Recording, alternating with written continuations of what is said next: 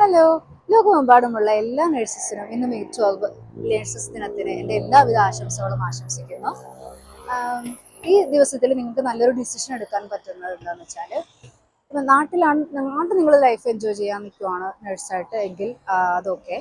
പക്ഷെ നിങ്ങൾക്ക് ഇനിയും ഇതിൻ്റെ നഴ്സസ് എന്നുള്ള ജോബിൻ്റെ ഫുൾ ഓപ്പർച്യൂണിറ്റി നിങ്ങൾക്ക് എൻജോയ് ചെയ്ത് നിങ്ങൾക്ക് പുറത്ത് സ്ഥലങ്ങളിലൊക്കെ പോകണം എന്നുണ്ടെങ്കിൽ, എനിക്കറിയാം UK ഇപ്പോൾ റിക്രൂട്ട്മെൻ്റ് ക്ലോസ് ചെയ്തിരിക്കും. പക്ഷെ അതോർത്ത് അത് മാത്രമല്ലല്ലോ നമുക്ക് മുമ്പിലുള്ളൊരു ഓപ്ഷൻ. നമുക്ക് അയർലൻഡ് ഉണ്ട്, ഓസ്ട്രേലിയക്ക് ഇപ്പോൾ പുതിയ കുറേ നിയമങ്ങളെല്ലാം കൊണ്ടുവന്നിട്ടുണ്ട്. അതൊക്കെ നമുക്ക് ഓപ്പർച്യൂണിറ്റി കൂട്ടുന്നതാണ്. അതുപോലെ തന്നെ നെതർലാൻഡ്.